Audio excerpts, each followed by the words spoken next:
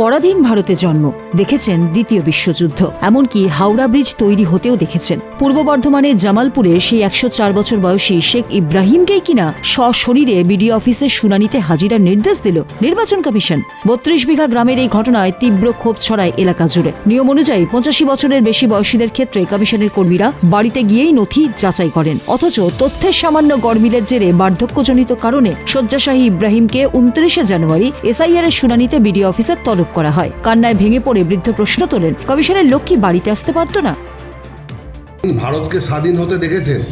হ্যাঁ, ভারত যখন স্বাধীন তখন তো আমরা পূর্তি বয়সে।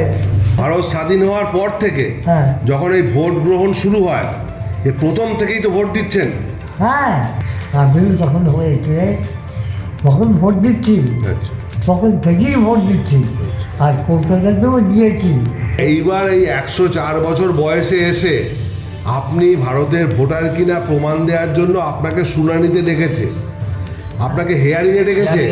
হ্যাঁ, এবারে আপনাকে হেয়ারিংয়ে ডেকেছে ভোটে।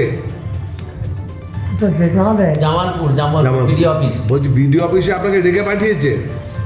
কিন্তু বাবা, আমি যাবো কি করে? এইটা কি ঠিক হলো? আপনার মতো 104 বছর বয়স্ক মানুষকে হিয়ারিংয়ে নোটিশ পাঠিয়ে ডেকে পাঠানো, এটা কি ঠিক কাজ হলো বলে আপনি মনে করছেন? না, কি বলি বাবা, আমি তাদের ইচ্ছা হয়েছে দেখেছে, আমি তো সব খবর জানি না বাবা। সোনাক্ষী, মশলা কোথায়?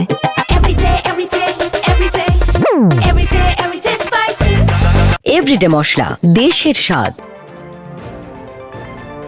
উত্তরবঙ্গ সংবাদ এই ঘটনার খবর সংগ্রহ করতেই টনক নড়ে প্রশাসনের। নির্ধারিত তারিখের আগেই মঙ্গলবার তড়িঘড়ি আধিকারিকেরা বৃদ্ধের বাড়িতে পৌঁছে যাবতীয় তথ্য সংগ্রহ করেন। জামালপুরের বিডিও পার্থসারথী দে প্রথমে বিএলওর ওপর দায় চাপালেও পরে জানান ভোটারের বয়স জানার উপায় তাদের কাছে ছিল না, যদিও বৃদ্ধের 1995 সালের ভোটার কার্ডেই বয়সের স্পষ্ট উল্লেখ ছিল। বর্ধমান থেকে প্রদীপ চট্টোপাধ্যায়ের রিপোর্ট, উত্তরবঙ্গ সংবাদ।